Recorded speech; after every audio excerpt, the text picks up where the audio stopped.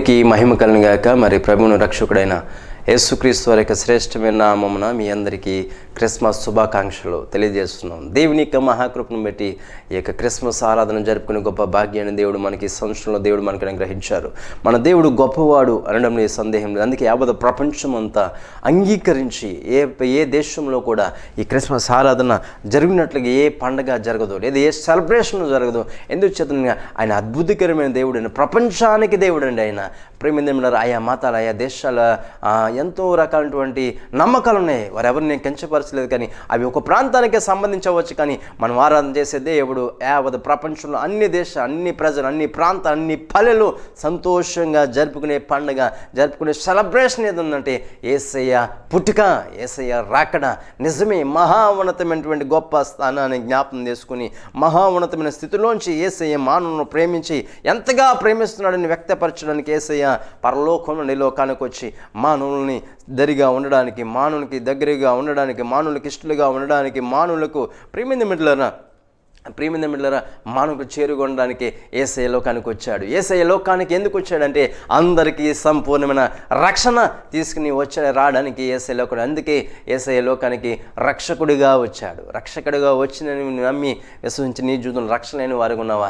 అయితే దేవుడు ఈ కార్యక్రమం ద్వారా నువ్వు దీవించబడబోతున్నావు. ఈ ప్రియమైన పరిశుద్ధ గ్రంథంలోంచి ఒక మాట చదువుకుని ముందుగా ఈ క్రిస్మస్ సందేశాన్ని మనం నేర్చుకుందాం. అపోస్తుల కార్యములు 3వ అధ్యాయము 21వ వచనాన్ని చదువుకుందాం. If you have Bible with you, let's open act chapter 3 verse 21. అన్నిటికీ కుదురుబాటు కాలములు వచ్చినని దేవుడు ఆది నుండి తన పరిశుద్ధ ప్రవక్తల నోట పలికించును.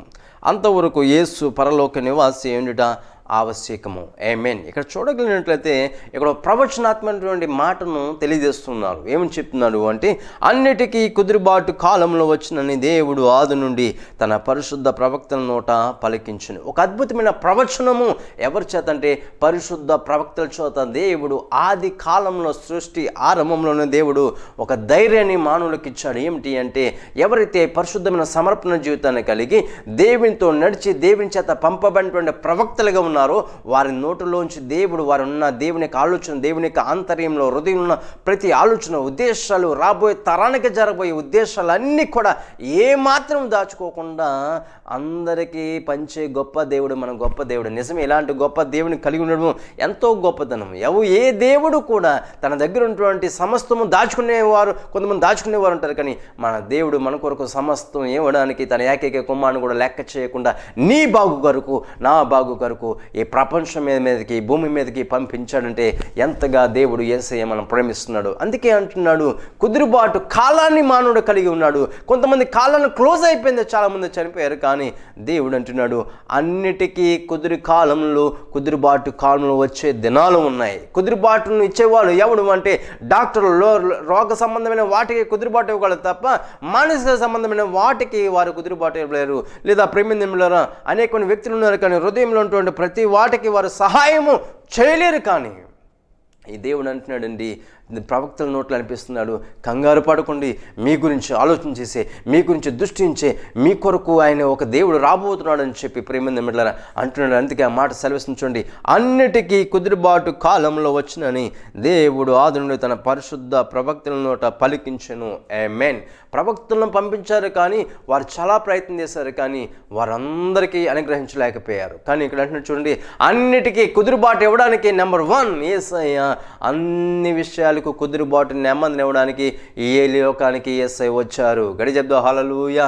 ఇప్పుడు నీవు కాలాన్ని కలిగి ఉన్నావు, కుదురుబాటు నీ జీవితంలో ఉందా? ఆ కుదురుబాటు కావాలంటే, నెమ్మదిని కావాలంటే, సమాధానమే కావాలంటే అది దేవుని ద్వారానే. ఇప్పుడు దేవుడు నీ దగ్గరికి రావాలి అంటే, ఒక చెరువుకు నీ అవసరాలు తీర్చబడాలి అంటే యేసయ్య మానవ స్వరూపంగా రావాల్సిన అవసరం ఎంత అయిందో చిన్న ఉదాహరణ మీకు చెప్పమంటారా? దీంట్లో క్రిస్మస్ సందేశం మీకు అర్థం ఉంది. ఈ ఉదాహరణని వినగలిగితే నేను చెప్పబోయే వాక్యాన్ని వెంటనే స్పష్టంగా మీరు వినగలరు. ఒక వ్యక్తి మహాధనవంతుడైన ఒక తండ్రి ఉన్నాడంట. ఆ తండ్రికి ఏకైక ఒకే ఒక కుమారుడు ఉన్నాడట. ఏ తండ్రి అయినా ఆశించదంటే తన కుమారుడు తనకంటే గొప్పవాడు అవ్వాలని కోరుకునే తండ్రి ఉంటారు తప్ప తనకంటే దేనమైన స్థితిలోనికి వెళ్ళాలి, నీచమైన స్థితిలో ఉండాలని చెప్పి ఏ తండ్రి, భూమి మీద ఉన్న ఏ తండ్రి కూడా కోరుకోడండి. కానీ ఎప్పుడైతే ఆ తండ్రి అనుకున్న కుమారుడు ప్రయోజకుడు కావాలి, గొప్ప స్థాయి పెంచాలి, నాకంటే గొప్ప స్థాయి పెంచేవాడిగా ఉండాలని చెప్పి కోరుకున్నప్పుడు ఆ కుమారుడు కొద్ది వయసు రాబోదికి ఏదైతే ఏ తండ్రి అయినా సరే ఏది కావాలి ఇష్టం, కొంతమంది పేదవారం చేస్తుంటే పలానా చదువు దీనికి డబ్బులు అని చెప్పి ఇష్టం లేకపోయినా అదే కోర్సు చదివిస్తుంటారు. కానీ ఇక్కడ తండ్రి చెప్పాడు, నీకు ఏది ఇష్టమో అడుగు, నీ కొరకు నేను చేస్తాను, గొప్పవాడు అవ్వాలని చెప్పి ఎప్పుడైతే ఆ కుమారుని అడిగాడో ఆ కుమారుడు కొరకు ప్రయత్నం చేశాడంట. లాయర్ని తీసుకొచ్చాడు, లా సంబంధమైన జ్ఞానం కావాలేమో ఆ విధంగా ఉందని చెప్తే అదేమీ అవ్వలేదంట. ఇంజనీరింగ్ తీసుకొచ్చాడు, ఇంజనీరింగ్ చదివించడానికి, ఇంజనీరింగ్ కౌన్సిలింగ్ చేయడానికి తీసుకొచ్చింది, అది కూడా అవ్వలేదంటండి. అని లేదా ఎలక్ట్రీషియన్ తీసుకొచ్చాడు, ఎలక్ట్రిక్ సంబంధించి ఏది అవ్వలేదంట. పలు రకాలైనటువంటి పనులను నిపుణత కలిగిన వారందరిని తీసుకొచ్చాడంట. దేంట్లో కూడా ప్రామాణ్యం కలిగినట్టుగా, దేంట్లో కూడా శ్రద్ధ కలిగినట్టుగా లేడంటండి. ఏదో నిరాశగా, నిరుత్సాహముతో, నెమ్మది లేక ఆ కుమారుడు ఉంటే తండ్రి ఎంతో ఆవేదన చెందాడండి. ఎంతోమంది చెప్పారంట. ఆఖరికి ఎవరైనా పెద్దవాళ్ళ స్నేహితుని తీసుకొచ్చి ఒరే నువ్వు ఇలా ఉన్నావు అని చెప్పరా అని చెప్పి వింటే చెప్పిస్తే మార్పు చెందుతాడని చెప్పి ఆలోచన చేశారట. అయినప్పుడు కూడా ఆ కుమారులో ఏ మాత్రం మార్పు రాలేదట. ఆ తండ్రి ఎంతో తలకుట్టుకుని బాధపడుతుంది. అయ్యో ఇన్ని వేల కోట్ల ఆస్తుంది, నా తర్వాత గొప్పవాడిగా ఉండవలసిన ఈ వ్యక్తి పనికిరాని కింద అయిపోయాడే అని చెప్పి వేదన చెందుంటే ఎంత చెప్పిన వినే ఒక వ్యక్తి ఒక దినాన్ని ఆ కుమారుడు ఒక చీమ గురించి ఒక పుస్తకాన్ని చదువుతున్నాడట. దేని గురించి అంటే చీమ చాలా చిన్నదే కానీ అది సోమర్థనాన్ని కలిగి ఉండదు. చాలా చిన్నది కానీ చాలా తెలివైనది. వర్షాకాలం రాబోతుంది, వర్షాకాలంలో ఆ చీమలు నడవలేని చెప్పి ఎండాకాలంలోనే కావాల్సిన ఆహారాన్ని వారి యొక్క గూటులో లేదా వారి గృహంలో దాచుకోవడానికి ఎంత జ్ఞానాన్ని కలిగి ఉండి ఎవరైతే ఒక పుస్తకాన్ని ఒక కవి ఆ చీమ గురించి చక్కగా వర్ణించి రాస్తే చిన్న చీమ దాంట్లో చిన్న మెదడు ఎంత జ్ఞానవంతురాలుగా క్రమంగా ఒకదాని వెనక ఎంతో క్రమంగా నడుస్తాయి, అశ్రద్ధ లేకుండా జీవిస్తాయి, సోమర్థం లేకుండా జీవిస్తాయి, ముందు చూపు కలిగి జీవిస్తాయి అని చెప్పి ఎవరైతే ఒక కవి రాస్తున్నాడో ఆ చీమ కథను చూసి అంటండి ఈ వ్యక్తి మార్చిపడ్డాడండి. అంతవరకు సోమరిగా ఉన్న వ్యక్తి వెంటనే ఆ చీమ కథను పెట్టి ఆ బుక్ పెట్టుకుని బ్యాగ్ తరలించుకుని బండి మీద ఆ సూట్ వేసుకుని ఆఫీస్కి వెళ్ళి ఆ పని వారికి అందరూ కూడా ఈ పని చేయండి ఆ పని చేయండి చెప్తుంటే తండ్రి ఆశ్చర్యపోయాడు. ఎలా ఇంతలో ఒక రాత్రిలో ఎలా మార్పు వచ్చిందని చెప్పి ఆలోచన చేసి ఉద్దేశం చేసి ఏమైందో తెలియదు కానీ గమనిస్తున్నాడు, చూసి చిన్నట్టుగా ఉన్నాడు. ఆ కింద వర్కర్స్ అందరూ కూడా తగిన స్పీడ్లో పనిచేస్తున్న సమయంలో తనకి ఎంతో సంతోషిస్తున్నాడు. అందరూ కూడా సెల్లుడు కొట్టి తండ్రి యొక్క హృదయంలో, తండ్రి యొక్క మనసులో ఆనందాన్ని కుమారుడు చూసి ఎంతో ఉప్పొంగిపోతున్నాడు. అయ్యో నేను ముందుంచుంటే నా తండ్రి ఆనందించేవాడు. ఆ యొక్క వర్కర్స్ చేసే గౌరవాన్ని అందరూ పైకి లేసి సెల్యూట్ చెప్తుంటే ఈ ఆనందం, అయ్యో ఇంత గొప్ప మర్యాదను, ఇంత గొప్ప అవకాశం నేను పోగొట్టుకున్నాను చెప్పి ఎంతో కృంగిపోయి ఆఫీసులో అంత వర్క్ చేసి ఆఫీసులో కూర్చుని ఆ చీమ కథను చూస్తూ చీమ మీద ఇంట్రెస్ట్కి వెళ్ళినప్పుడు అంత అయిపోయిన తర్వాత అందరూ కూడా మెచ్చుకున్న తర్వాత అక్కడ వారందరూ కూడా ఫ్లవర్ బుక్స్ ఇచ్చి మన నూతన నాయకుడు మాకు వచ్చాడని చెప్పి ఎప్పుడైతే సన్మానం చేసి ఇంత చేసినప్పుడు ఎంతో పొంగిపోయాడంటండి. పొంగిపోయి సాయంకాల సమయంలో ఆఫీసు నుండి గృహానికి వెళ్తుండగా జాగ్రత్త కలిగించండి. బైక్ మీద వెళ్తున్నాడంట. ఆ బైక్లో ఆయన చీమ బుక్ ఉందంట. ఈ చీమ ద్వారానే ఇంత పేరు ప్రఖ్యాతను కోల్పోయాని చెప్పినప్పుడు స్పీడ్గా వెళ్తుంటే దారికి అడ్డంగా చీమలు గుంపులుగా రోడ్డు మీద వెళ్తున్నాయంట. మనకు తెలుసు కదండి. వెళ్తుంటే అందరూ కూడా చూస్తున్నారట. పక్క బైక్ కూడా ఎక్కించుకుపోతున్నాడంట. చాలా చీమలు చచ్చిపోయాట. బస్సులు, కారులు, ఆటోలు అందరూ కూడా ఎక్కించుకుపోతున్నాయంట. అయినా సరే అలాగే వెళ్తున్నాయంట. అలా చచ్చిపోతుంటే ఆఫ్ చేసండి ఎంతో బాధ. అయ్యో ఈ చీమ ద్వారా నేను ఎంత జ్ఞానాన్ని సంపాదించాను, ఈ చీమలు ఎలా అయిపోతున్నాయని చెప్పి దగ్గరికి చేసి ఆరని కొడుతున్నాడంట. చీమలారా తప్పుకోండి. అర్థమవుతుందండి వాటికి. చీమ ద్వారా జ్ఞానాన్ని పొందాడు, చీమ ద్వారా తప్పించబడ్డాడు, చీమల సోమర్థాన్ని విడిచిపెట్టాడు. కానీ చీమలను ఎలా రక్షించుకోవాలో చీమలకు అర్థం కాలే. తెలుగులో చెప్పాడు అర్థం కాలే, ఇంగ్లీష్లో చెప్పాడు అర్థం, హిందీలో చెప్పాడు, మలయాళంలో చెప్పాడు, ఏ భాషలో అర్థం కాలే. ఎంతోమంది దారిని తిడుతున్నారు, ఒరే మీకు బుద్ధి ఉందా లేదురా, చీమలు అనేక వందల చీమలు చచ్చిపోతున్నారా అని చెప్పి అర్థం కాకపోతే ఎంతో బాధపడ్డాడంట. ఇప్పుడు ఆ చీమలకు యథార్థ మార్గంలో మొదటి చీమ ఎలా నడిస్తాయి, వెనకాల చీమలు ఎలా నడుస్తాయో అడ్డంగా వెళ్లకుండా, అడ్డంగా మనుషులు చచ్చిపోకుండా వేరే మార్గం నడిపించాలంటే ఈ వ్యక్తి ఎలా మార్చబడాలంటే మనిషిగా ఉండి తన భాషలో చెప్పలేడు. కానీ ఈ వ్యక్తి ఎలా మార్చబడి వాటిని రక్షించాలంటే ఈ వ్యక్తి ఒక చీమ వలె మార్చబడి ఇలాగెళ్తే చచ్చిపోతామని చెప్పి సరైన మార్గంలో నడిపిస్తేనే తప్ప మాటలతో ఉంటే తప్ప సరిపోదు. అదే మాట ప్రవక్తల చేత దేవుడు చెప్పించాడు, కానీ ప్రవక్తలు ప్రయత్నం చేశారు, కానీ ప్రవక్తలతో చాలామంది నడిపించారు, కానీ పాపంలోంచి ఎవరిని విడిపించలేకపోయారు. అందుకే సరాసరి ప్రభువైన యేసుక్రీస్తు ఆ చీమ, మొదటి చీమ ఈ చీమ వల్ల మార్చబడి, మొదటి చీమ అలా అడ్డంగా కాకుండా వేరే మంచి మార్గం నడిపిస్తే ఎలా ఇతరుల వెనకాల చీమలు ఎలా నడుస్తాయో అలాగే ప్రభువైన యేసుక్రీస్తు ప్రవక్తల చెప్పించాడు. అందరి కుదురుబాటు లేదు, అయినప్పుడు కూడా కుదురుబాటు కలిగించడానికే నెంబర్ 1 యేసయ్య లోకానికి నన్ను రక్షించడానికి వచ్చాడు. ఆయన నిన్ను అర్థం చేసుకునే దేవుడిగా మార్చబడానికి యేసయ్య లోకానికి వచ్చాడు. అందుకే ఆయన పుట్టుక ఆశ్చర్యము, లోక సంబంధమైన మాలిన్యం అంటకుండా ఆయన లోకానికి కన్య గర్భవతి అంటే మరియా గర్భము ద్వారా లోకానికి వచ్చి అందరిని రక్షించడానికి వచ్చాడు. దేవుడు నీ కొరకు రక్షకుడిగా ఆయన లోకానికి వచ్చాడు. నెంబర్ 2 ఎందుకు వచ్చాడు చూస్తే అపోస్తలుల కార్యములు 3వ అధ్యాయము 26వ వచనం. దేవుడు తన సేవకుని పుట్టించి మీలో ప్రతి వాని దుష్టత్వం నుంచి మళ్లించటం వలన మిమ్మల్ని ఆశీర్వదించుటకు ఆయనను మొదట మీ ఎద్దుకు భయపడని చెప్పాను. ఆమేన్. మానవులో దేవుని సన్నిధించే సంతోషం, ఆనందం పొందకపోవడానికి కారణం ఏంటంటే అందము కాదు, పొందబడిన కారణం ఏంటంటే ఆయుష్ కాదు, కానీ వారిలో దుష్టత్వం ఉందండి. ఆ దుష్టత్వం ఉందని ఎవరు చెప్పేవారు ఎవరు లేరు. దినాల్లో ఎన్నో స్కూళ్ళు ఉన్నాయి, హాస్పిటల్ ఉన్నాయి, వాళ్ళందరూ శరీర సంబంధం, జ్ఞాన సంబంధం చెప్పగలిగిన దుష్టత్వం విడిపించే కేంద్రాలు ఎక్కడైనా ఉన్నాయా? దుష్టత్వం విడిపించే దైవ సేవకులు, దేవుని సంఘం తప్ప ఇంకెక్కడైనా ఉన్నాయా? వాటిని పట్టించుకున్న ఎవరైనా ఉన్నాడా? దుష్టుడు లోపల ఉన్న దుష్ట ఆలోచన కలిగి అయ్యో దుష్టత గ్రహించే జ్ఞానము భూలోకంలో ఎవరికైనా ఉందా? కానీ ఆ పాడు చేసే కుటుంబం, పాడు చేసే నరకంలో తీసుకెళ్లి శాంతి సమాధానం లేకుండా చేసేది ఏంటంటే దుష్టత్వము. అందుకే దేవుడు అంటున్నాడు, ఒక సేవకుని లేదా ఒక కుమారుని నీ కొరకు పుట్టించి మీలో ప్రతి వాని దుష్టత్వాన్ని మళ్లించుట వలన మేము ఆశీర్వదించుటకు ఆయన మొదట మీ యొద్దకు పంపబడినను. గడిజెద్దు హల్లెలూయా. నెంబర్ 2 యేసయ్య దుష్టత్వం నుంచి విడిపించి మనల్ని ఆశీర్వదించడానికి లోకానికి వచ్చారు. దుష్టత్వంలో నింపబడిన నిన్ను విడిపించడానికి వచ్చాడు. గ్రహిస్తావా? యేసయ్య పుట్టుక ఎవరి కొరకు పుట్టాడు? నీ కొరకు పుట్టాడు. ఎందుకు? దుష్టత్వంలోంచి విడిపించడానికి. నిజమే, పరిశుద్ధ గ్రంథము ఉన్నట్టుగా చెప్తుందండి. అనేకమైన పాపల్లో అనేకమంది మార్చబడడం కారణం అంటే హృదయంలో దుష్టత్వం లేకుండా చేసేది ఈ పరిశుద్ధ గ్రంథమే, ఆ దేవుని యొక్క వాక్కు మాత్రమే. యేసయ్య జీవితం, యేసయ్య పుట్టుక, యేసయ్య యొక్క ప్రవచనాలు, యేసయ్య యొక్క బాధ, యేసయ్య యొక్క జీవితము అనేక దుష్టులందరినీ కూడా ప్రయోజకులుగా మార్చేసింది. ఎందుకు? పనికిరాని దుష్ట ఆలోచన జక్కైను దేవుని కొరకు నడిపించగలిగి ప్రజలకు పరిచయం చేసే విధంగా చేసిందే దేవుని బోధ. దుర్మార్గుడు అండి అపోస్తలుడైన పౌలు స్త్రీలను కూడా సైతం చంపిన సౌలును ఇక దుష్ట హృదయాన్ని మార్చింది యేసయ్య బోధ. పేతురు బండలాంటి స్వభావం కలిగిన పేతురును మార్చింది దేవుని బోధ. వారు దుష్టులుగా ఉన్నారు నిష్ప్రయోజనం, కానీ ఆ దుష్టత్వాన్ని కేటాయించాలి. ఇలా పాడవడానికి, వీళ్ళ ఆశీర్వాదం పడడానికి కారణము రంగు కాదు, ధనం కాదు, దుష్టత్వం అని చెప్పి ఆ దుష్టత్వం విడిపించడానికి యేసయ్య లోకానికి వచ్చి ఒక సేవకుని సేవ చేయడానికి పుట్టించాడండి. ఎవరైనా ఉంటారండి మహా గొప్ప దేవుడై ఉండి ఇతరులకు ఎందుకు పనికిరంటే మన కొరకు సేవ చేయడానికి, నీటి బుడగలు అంటే మన కొరకు సేవ చేయడానికి ఎవరైనా పుట్టిస్తారా? కానీ ఈ దేవుడు నీ కొరకు, నేను అంటాను, తండ్రి తన కుమారుడి కంటే ఎవరిని ప్రేమించంటే ఈ లైవ్ ద్వారా వీక్షిస్తున్న నీతోనే నేను ప్రేమించాడు, నీ కష్టాన్ని ప్రేమించాడు, నీ కుటుంబాన్ని ప్రేమించాడు. అంతేకాదు ఏకైక కుమారుని చంపుకోవడానికి లోకానికి పంపాడు. ఎవరు పంపుతారండి? దీనత్వంలోనికి ఎవరు పంపుతారండి? ప్రేమిందమిటారా? వచ్చిన ఉదాహరణ చెప్పమంటారా? ప్రపంచంలో ఉన్నతమైన స్థలం ఏమిది అంటే చంద్రమండలంలోనికి మానవుడు వెళ్ళగలడు, అంతకంటే ఎక్కువ వెళ్ళలేకపోయారు.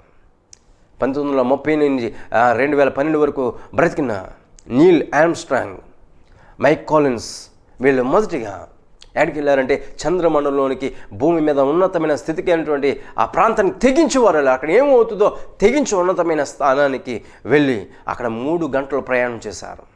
ఆ చంద్రమండలంలో ఆ ప్రయాణం చేసిన తర్వాత ఆయన ఆ పైన చంద్రమండలం ఎప్పుడైతే భూమి మీదకి వచ్చారో అందరూ కూడా, ఆ కింద అధికారులు అందరూ కూడా ఎంతో ఉన్నతమైన స్థితికి వెళ్ళారని చెప్పి ఎన్నో సన్మానం చేయడానికి ఎన్నో పూలు, ఎన్నో బుక్కిస్ అన్నట్టుకుని అయ్యో ఉన్నతమైన మహాచంద్రమండలంకి ఇచ్చిన ఏకైక వ్యక్తులుగా వీళ్ళు ఉన్నారని చెప్పి ఎంతో ఆనందం ఉండి వారు వస్తూ వారందరూ కూడా పూజించడానికి ఎంతో ఇష్టపడుతున్నారు. ఉన్నతమైన స్థితికి వెళ్ళిన వారు కింద నుంచి ఉన్నతమైన స్థితికి వెళ్ళారని చెప్పి ఎంతో ఉప్పొంగి వారు సన్మానం చేసే సమయంలో వారు ఇచ్చిన ఒక స్టేట్మెంట్ ఏంటి తెలుసా?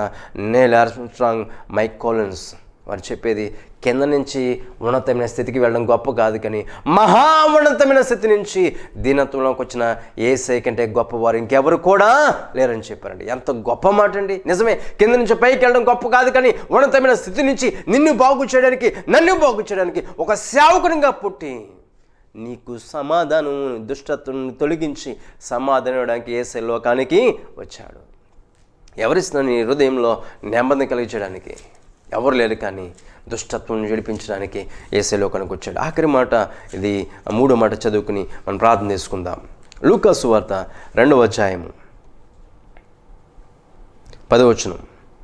అయితే దూత భయపడుకుడి, ఇదిగో ప్రజలందరికీ కలగబోవు మహా సంతోషకరమైన సువర్తమానము నేను మీకు తెలియజేయచ్చును. దావీదు పట్టణమందు నేడు రక్షకుడు మీ కొరకు పుట్టినాడు, ఈయన ప్రభు అయిన యేసుక్రీస్తు. ఆమేన్. ఇక్కడ నేడు అంటే మొన్న పుట్టినట్టుగా చాలామంది క్రీస్తు నేడు పుట్టెను అనడంలో తప్పు కాదు, కానీ ఆనాటి కాల సమయంలో పెట్టిన అర్థం తప్ప యేసయ్య సృష్టి ఆరంభం కానప్పుడు యేసయ్య మన దేవుడు ఉన్నాడు. గడిచేద్దాం హల్లెలూయా. అంతే తప్ప నిన్న మొన్న పుట్టిన దేవుడు కాడు అని గుర్తిరిగి దేవుని కొరకు నమ్మకంగా జీవించి ఆయన అనుసరించే భక్తి పడుకుని ఎంత బాగుండు. 14వ వచనం చదువుకుందాం.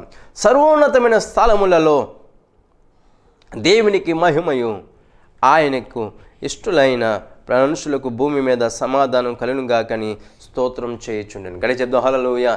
మనం దేవునికి ఇష్టలు అండి. నెంబర్ 3, ఆయన మనల్ని ప్రేమించారు, ఆయనకి ఇష్టం కాబట్టి ఆయన భూమి మీద సమాధానం ఇవ్వడానికి లోకానికి వచ్చాడు. నిజమే, యేసయ్య లోకానికి వచ్చి, నేను ఈ పదం చాలాసార్లు వాడుతుంటాను.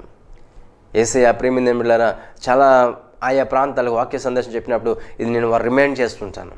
ఆఖరికి యేసయ్య లోకానికి వచ్చి సమాధానం, ఎంత సమాధానం ఇచ్చాడంటే రోగులను, గుడ్డివారిని, అనేక 3-4 దినాల చనిపోయిన లాజరును స్వస్థపరిచి బాగు చేసి ఎందరినో బాగుపరచడమే కాకుండా, ఈ మాట ఎక్కువ మనం ఇప్పుడు ధ్యానం చేస్తుంటాం. ఎప్పుడు అంటుంటే గుడ్ ఫార్మ్స్ అంటే నాడు ఎక్కువ వాక్యాన్ని వింటుంటాం. ఏంటంటే కట్టబడిన గాడిద గురించి. చూడండి, మీకు తెలుసా, గాడిద అంటే ఎవరికి అసహ్యం అండి, ఎవరికి ఇష్టం లేని జంతువు, కానీ అందరికీ విడిపించి, ఎవరైతే తన కళ ముందు కనిపించారో వాళ్ళందరికీ ఎన్నో రోగాలుగా ఉన్న సమస్యల నుంచి విడిపించి సంతోషం, ఆనందం ఇచ్చి సమాధానం వారందరూ ఇష్టలుగా ప్రేమించాడు, వారందరిని స్వీకరించాడు.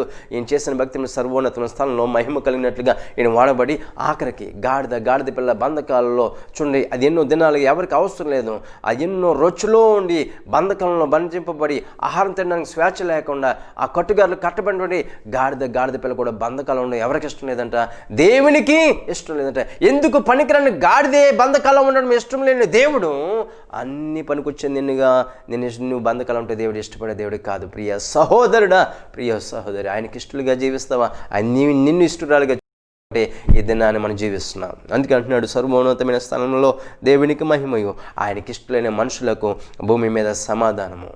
మనం అందరూ ఆయనకి ఇష్టమైన జనాంగంగా ఉన్నాం.